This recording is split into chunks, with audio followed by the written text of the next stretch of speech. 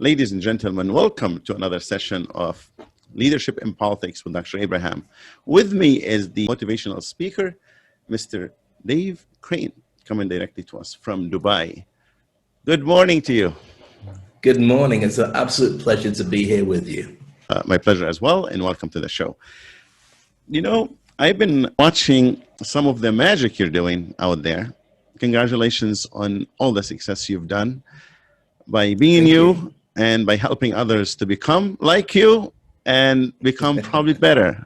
So it's wonderful. That's the intention. I mean, I think if we're going to leave a contribution, the contribution should always be to empower people. And why should you let your own ego get in the way? If you can make people better than you are, then they go off and do better things and your legacy grows. To be honest with you, it's like somebody said to me before, you know, what's your legacy? And I said to them, I don't have one. When I die, I'm gone, but just be kind to my kid. Yeah, so they can remember what you've done and they become like you or better than you. And you said something very powerful and impactful, which is ego. And though leaders, you have what you just exhibited the characteristics of an excellent leader, an effective leader, where you inspire others to be better, you know, and that's what you do, Dave. So congratulations. For those who don't know you, tell me a little about yourself. Who is Dave? I'm a British citizen, lived overseas in Dubai, the United Arab Emirates, for almost 30 years. My background's in media, so I started off my career in the BBC. Then I started winning talent shows. I've always been an entertainer, and I moved to Dubai and started running radio stations. I'm now training. I've done lots of big events as an entertainer. I'm a stage hypnotist, hypnotherapist, NLP master practitioner. So I really work with the engagement of people's heads, which, to be honest with you, I think in reflection comes from two places. One of which is the fact that my name Crane was originally Crohn, not by my hand, but Crohn's disease. The doctor responsible for diagnosing that was one of my great-great-great-great-grandparents. And my grandparents came to England during the Second World War and changed their name to Crane. So I've always had a medical side to me, which I couldn't really explain until Matt got told to me by my father. But also growing up as a person of color in an environment where nobody has color means that you've got to be strong at what you do. You either become very good at sports, very good at fighting, or very good at engaging people. My choice was engaging people. So from my entertainment background, that's always been a very important part of who I am. And from being at school and getting school reports saying David would be very good at this if only he would stop messing about and being a disruptive influence. And now I'm paid to teach the biggest and brightest on the planet. Are you the troublemaker or the change maker from the beginning? I think I'm always been a troublemaker, but I've done it within, I mean, don't get me wrong, I'd never got thrown out of the class. I just realized that you can get a Wi-Fi code long before Wi-Fi existed of the mood of people, and you can engage that. And that's the key to being an effective speaker. It's the key to being an effective change maker, to be able to see, understand, and even feel like there's a sixth sense of what the mood is. Because if you can't harness that and then take it on a journey, then you'll always keep missing the people that you're trying to reach. And as a result of that, you're just going to be loud and you're going to spend a lot of money on trying to get people to like you. And some will, because you're loud, but most will just see through it. It's just a noise. So it's really important. Yeah, true. Thank you so much for sharing what you shared. And if we didn't ask you this question, we would have not known a good background that you have and how you morphed into, or actually reinvented yourself every now and then into something different. And now you're a motivational speaker, and then you're making an impact in the society you live in, regardless if it's Dubai or really international. You can, because now with what we're having with this technology, you can reach any audience. It doesn't matter, and they don't have to be in a specific stage anymore. So that's definitely impactful. But you know what I notice about you is you have the grit. You know, you take it to a level that, regardless of your background, race, color, religion, you have the it, right? So tell me, because that's one of the reasons of the show, is to talk about grit and to see how we can influence others and educate them or share with them your knowledge to gain it. What is grit? That's brilliant. I love that. Grit's one of my favorite subjects. I only discovered that grit existed probably about 3 years ago when I was reading Okay. an article. And it's basically the tenacity to believe in your authentic self and program where you need to be regardless of what happens around you or what other people think. So you don't have to be the smartest person in the room. You don't have to be the best looking, the most connected, or the best trained. All you have to do is have a self-belief that you can do this, and you don't take no for an answer as to whether you can get there or not. So it's like a marathon runner. You don't need to be able to run 26 miles, but you can put one foot in front of the other and keep going.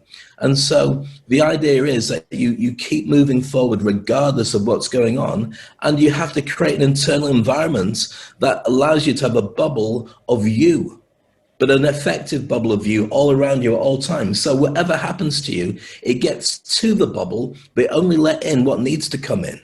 Because it's so important you keep your internal environment the So way it should you be. put yourself within a circle, within a bubble, and you defend yourself against all the external elements that may harm this individual within It's not so or much a affect case it. of defending, it's more a case of understanding, interpreting, and taking out what you need. So, for instance, if I do a gig, I mean, for 20 years, I hosted Emirates Airlines Dubai Rugby Sevens. So I'm going out in front of 45,000 people with a microphone over 3 days every year. And they're all drunk and they're all watching their favorite rugby team lose or win, and they're pretty vocal.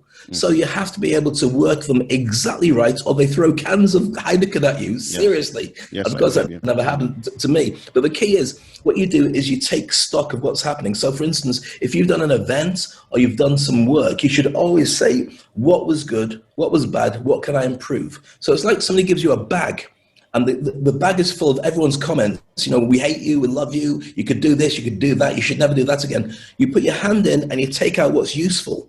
What can help me be better next time? And the rest of it, you know, the compliments, fine, whatever. The bad things, fine, whatever. But what can I use? With that, you become aware of the environment of what's around you, and you can make a roadmap that you can follow. And sometimes it's a roadmap that's just glowing steps in the dark. And sometimes it's quite clear that in the distance you have an area you should head towards. But part of grit is understanding that you've got to be flexible. Sometimes that thing you're heading towards isn't really what you want to end up with. You have to end up with something slightly different. So you've got to be flexible to get to change with the environment, and you change as well. I mean, being a father is different from being a single person. And so Exactly. your needs are not about the ego the same way. The needs are to make sure that your family are doing well. But the best way to do that is to look after yourself first, so you're in a position to defend and look after your family. So That this is makes where the sense. bubble is. The bubble is where you put yourself and protect yourself. Now, let me ask you, how do you gain this confidence? If someone is within his able to, he wants to, he or she, they want to do this and they want to become the best they can be, but there's this self-doubt. They can't do it. How do you build what do you tell them about to build self-confidence and self-esteem so they can become it? Well, you got to realize that the voices in your head are generated from the age of 3. And the voices, when you actually analyze them, are well-meaning adults like parents or teachers or uncles or aunties telling you stuff for your own protection. But they're doing it, like, for instance, if you're a child, if you're a child, and you go to pick up a glass of water, the parents around, the adult will usually turn around and say, right, put it down. Don't grab that. You'll hurt Don't yourself. break it. So Yes. they program into you that you've got to be fragile. You've got to be careful and just not do stuff. Now, they do it from the perfectly right point of view, which is they want to protect you. But what it does is it sets in place programming that limits your belief system. So Yes. don't go and talk to that person that you find attractive, because they're only going to turn you down. Go for a job that's higher than your wage bracket, because they're never going to look at you in the same kind of way. And so what you have to do is you have to reprogram that core voice inside your head with a number of different ways, one of which is to question it. Who says I can't do that? Who says I'm not capable of doing that? Another one is to have, for me, my best friend is actually the voice in my head. I laugh my head off all the time, regardless of what's going on. And it's not because I'm trivial. So your ability to reprogram yourself and think about what should I be doing is very important. And with that, I mean, a lot of people say about having a vision board. That's very keen. I've got a vision board just up there on the wall of all the things that I want to have on it. But also, the key to it is not to write down goals. This is a mistake.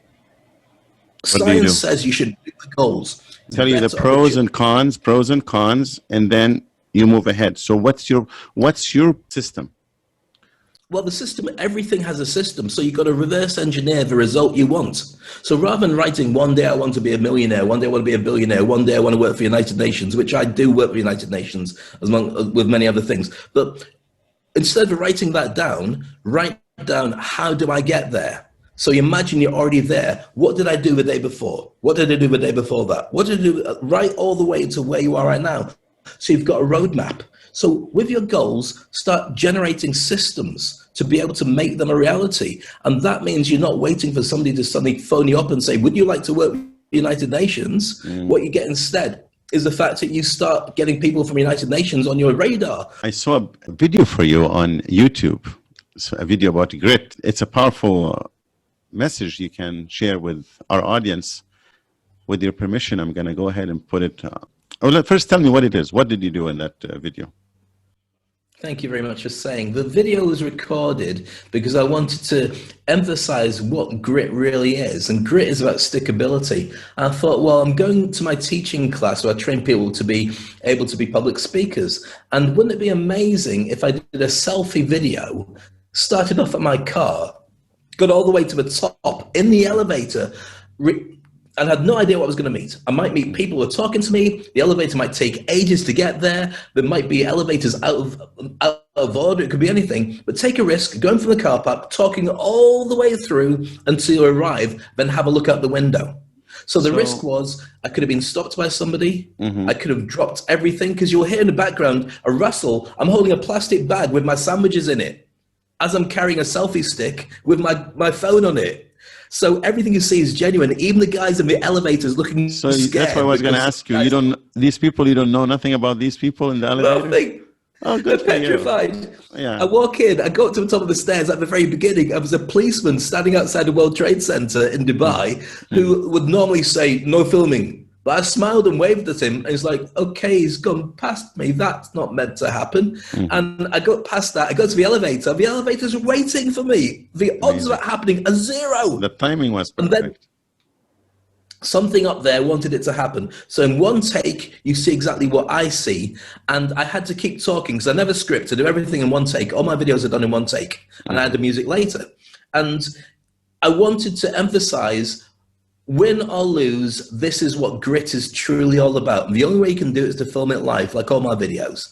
And so that's what grit is all about. So enjoy. So good for you. With your permission, guys, I'm going to share with you the video. I enjoyed it. I want to share it with you, and I hope you enjoy it as well. And after we finish, Dave will continue telling us a little bit more about it.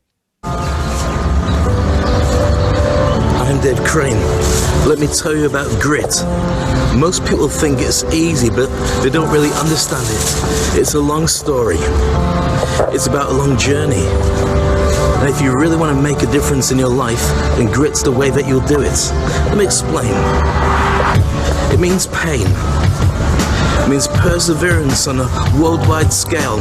It's taking yourself to the next level, and most people don't do that. They don't realize the journey, it doesn't stop. You keep your eyes on the prize. You go wide and never ever let it stop. You go on a journey like this, looking around, wondering where it's going, where's it leading me? And when you stop, you have to take a breath. You have to realize, not everybody's on your side. Most people don't understand, but grit is the one thing that'll take you on your journey. Let me show you something.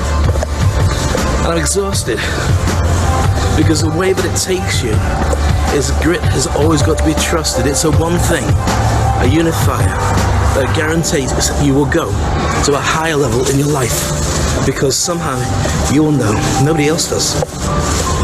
Nobody else gets it. Nobody else knows just how much it takes to make it. So is grit the same as perseverance? Is it the same as resilience? Is it the same as talking? Is it the same as goals? It's all the above. But here's the difference. If you decide you've got grit, then it doesn't matter where you're from. The grit beats all. It beats smarts. It beats intelligence. It beats strength of character. It just means you keep your eyes on the prize and keep pushing, non-stop. That's what we do. Keep pushing. And it means you spend a lot of time on your own, on a journey. Nobody gets it, nobody knows, nobody understands. And as you travel, there's people that travel with you. And they don't know why you're doing it. And you don't have to explain it either. But tests have shown, if you've got grit, the big change that it makes for you is you always become with it. You can move. And you never change. And people come and go, but they always say the same thing. Why do you do this? Why do you stick with it? Why do you just take the easy route? But you can't. Grit doesn't work that way. You lose friends. You lose family. You lose money. You change towns. Go to a new venue. Find new hurdles. Get friends. Get down. Everybody looks and they step off. You're taking your journey with you. But the way to stick with it is grit will see you through. If you believe in yourself and you're strong enough, you don't, then you're never going to make it. But here's the thing, if you've got grit, you're always going to take it. And then at the end of your journey, and it doesn't matter who you are, just pushing yourself further and further will get you to somewhere special. And when you get there, you'll know that every single second was worth it. You'll know it. Because when you get to the top, and you look at that view, and you put down your stuff, and you know it's about you, you can smile, you can love, and you can see it was worth it.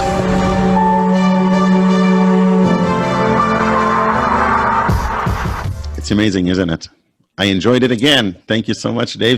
That's very pleasant of you to say so. Thank you. I've got a number of videos I've made on these subjects. One about haters and trolls. That's very important. What about reinventing? It's all about getting the very best of you. And because the thing is, I've got a musical background as a DJ for many years on radio, TV, and so on. I always wanted to create music, but I was never an artist. So I figured, why don't you do a talking video, add music later, and it kind of goes into the MTV, if we have MTV anymore, space, but at the same time, it's kind of like a LinkedIn space at the same time. So I've experimented, I've done a couple of them, I add the graphics later on, and they seem to work quite well, and thank you very much for sharing that. Really, of course, really. I enjoyed it. I wanted to share it with the audience, and I wanted to get your feedback on it, like a live feedback as we saw it together.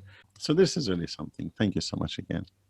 Thank you for showing it. With the United Nations, who do you train? I train all sorts. My main specific is when people need to do public speaking to be able to react to media and get interviewed.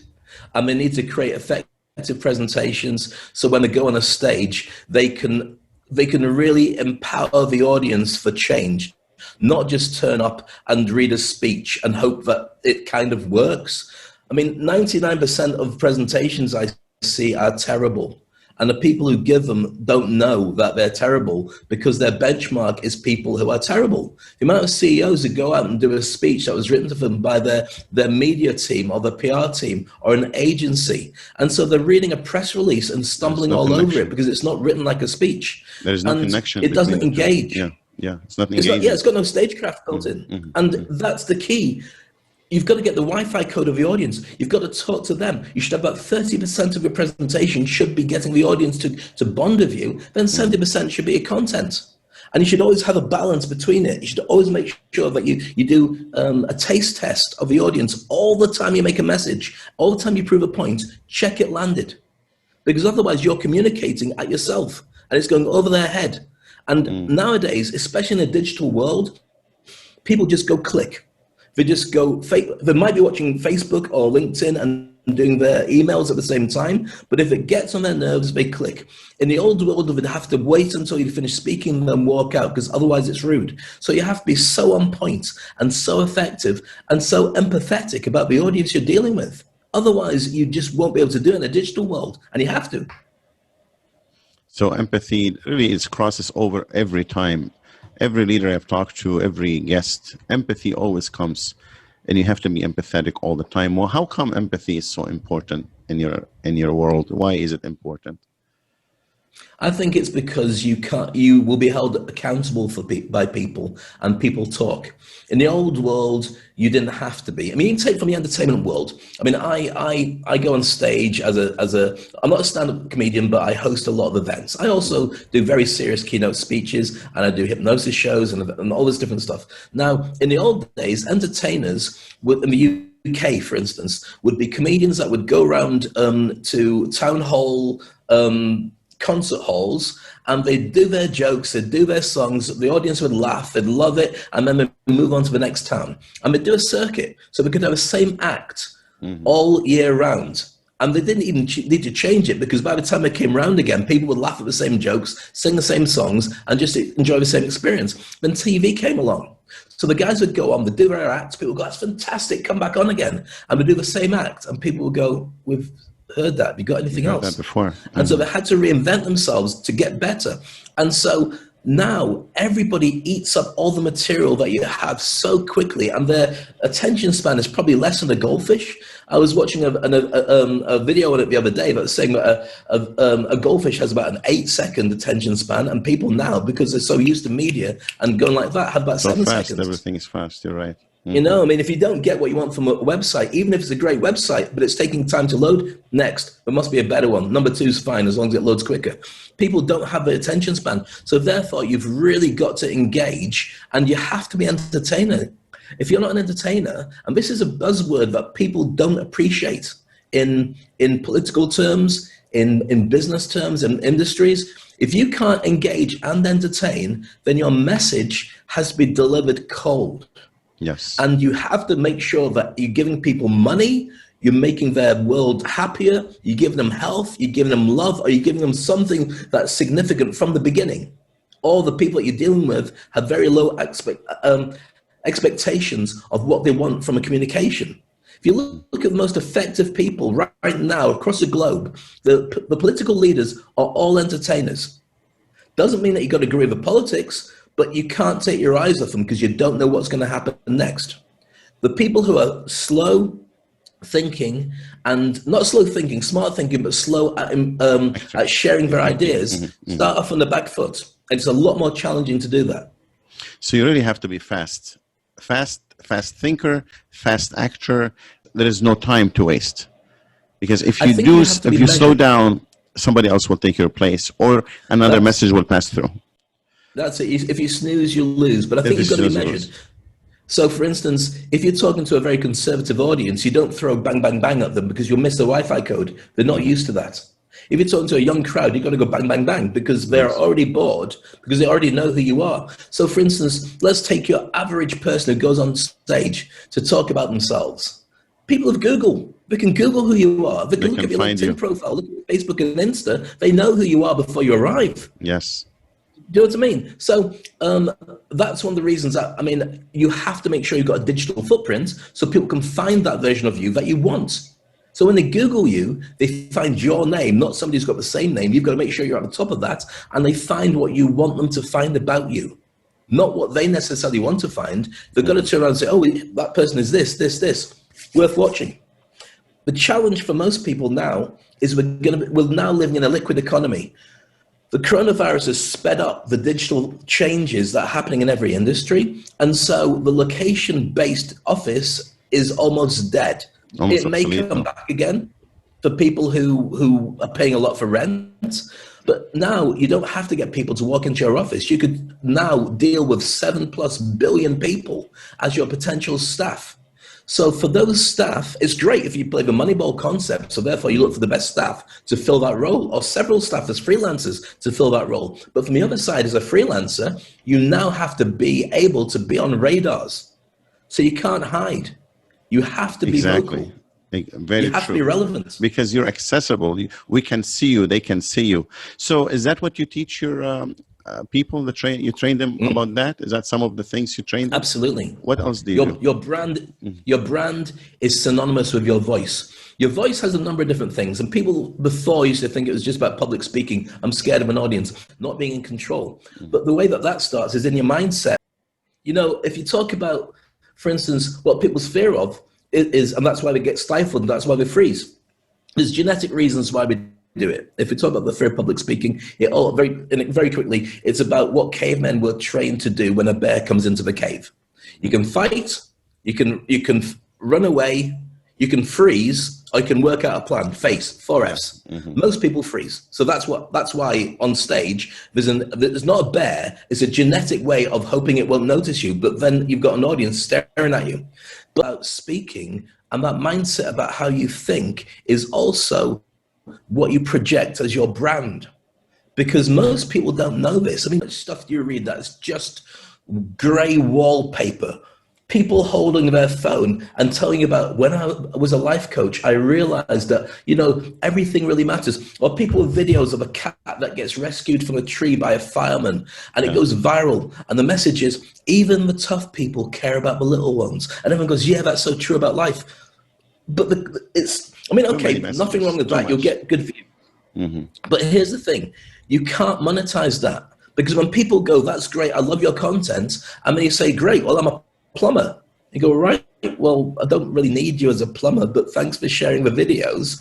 Or even worse, I'm an accountant and I can do all this stuff for you. You say, well, I've got no proof that you're a good accountant because you never talk about that. It looks to me like you hate being an accountant and you more want to be a life coach. So you got to get stuff that's on point.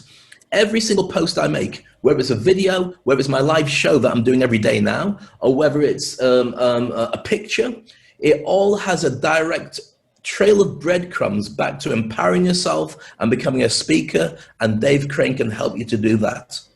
Very simple message. I'm an international keynote speaker, and I train people to be international keynote speakers, and now I train them to be virtual speakers as well. You're also a motivational speaker, right? It's true. It is, you're heading that way, or you are already there? I've been a motivational speaker, but here's an inside tip about motivational speakers. If you change people, you're a motivational speaker. Okay. What motivates you, Dave? What motivates you? I want to one day die knowing that I got the best out of life. But one day you'll be dead. And when that happens, have you given it your best shot? And if the answer is no, then why not? It doesn't mean you have to, but for me, I do. I want to make sure I get as much as I can out of life because you don't get another go at it. This is it. So push yourself as hard as you can and be friendly to yourself.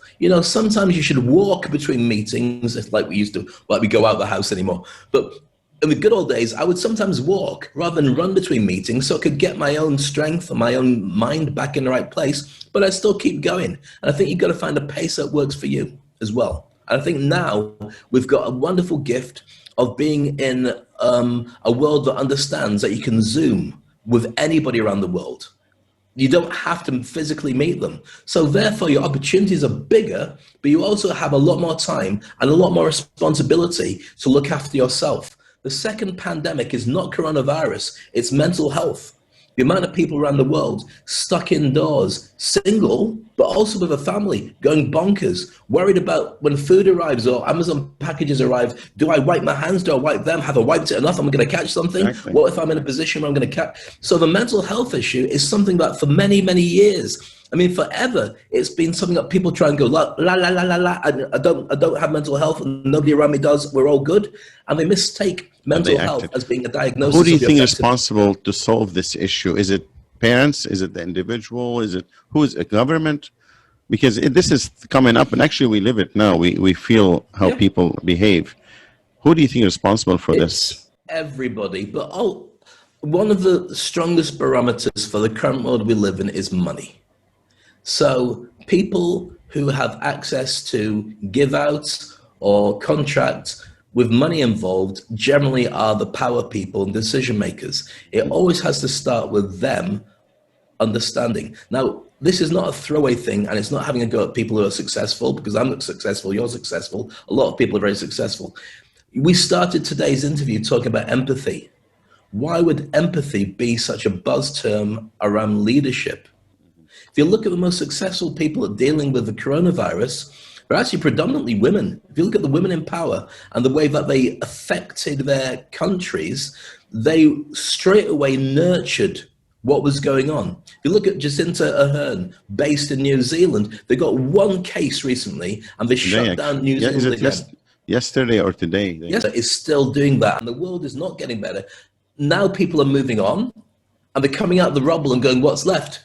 And it's actually, there's tons left. But you have to be really inventive, and you have to say to the old stuff, maybe that's not right. If you got 10 things that earned you money before, and now one earns you money, and it's actually a guaranteed one, it's the lowest hanging fruit in the garden, multiply that and wrap your business around that bit, because that's your lifesaver, and that's what people are going to want. If you can reach people all around the world with one part of your business, why not set that as the norm? I was speaking at the World HRD Congress about 2 weeks ago as a opening keynote, and I said to them about Moneyball. Watch the movie Moneyball, see how you can reinvent baseball by not looking at the big players, but looking at the roles you need filling and getting weirdo, cheap players who are very good at doing that one thing and putting them on your team. When we did that Moneyball, Brad Pitt's team, wasn't really Brad Pitt, his team got 20 wins on the trot from being an average team to being an unbeatable team. When HR embraces that and stops thinking about the offices being filled with people who have to be there to work for us, and starts thinking about a core group of people that's very definitive, but outside of that, a ton of freelancers who you have working with you, but working with other people, so they've got industry knowledge and they're constantly pushing their brand and their ability to deliver, then you've got a really different dynamic. More cost effective, more powerful, and you've got diversity, inclusion, and a ton of other things, location. And you don't have to worry about their background, their family issues, and their ability to pay rent, or their pension, or their insurance. They take care of that, that's their problem. But you've got a smart person who's trained to deliver for you what you ask them to. That's contracted in, and they sign a non-disclosure, disclosure. And that's the difference it's going to make to HR in the future. So every industry has got the opportunity. Sky is the limit for the opportunities. I think so. The conversation with you would never end. So I love this conversation. Sorry about that. I know if we don't stop, it's going to go for 2 hours. We thought the show is for 20 minutes. It's on and on and on and never ends. But it is entertaining and it's beneficial and informative. And I hope you have, talking to the audience, I hope you benefited from this brilliant man, Dave Crane. He is a motivational speaker. He is a digital broadcaster. He's the man. I've been a fan of his work for a while, and I wanted him on the show so you can benefit from his knowledge and insights. Dave, your last word. Give me any insight to leaders and to your audience, to our audience. I would say that, first of all, learn to jump and grow wings on the way down, because you might not know exactly how things are going to work, but take a calculated guess and just be good at what you do to fill that gap. Life is not a dress rehearsal. Life is real. So go for it with your best shot. And if things don't work out the way that you wanted to, so what? Next. So move on. Mm-hmm. So be it. Thank you, friend. Thank you so much. It's been a pleasure. You're in Dubai, huh? I am indeed, about 30 years. It's an incredible place to be. I'm glad. Be safe always, and we'll talk again. I look forward to it. All the very best to everybody watching, and it's been a pleasure having time with you. Likewise. Thank you.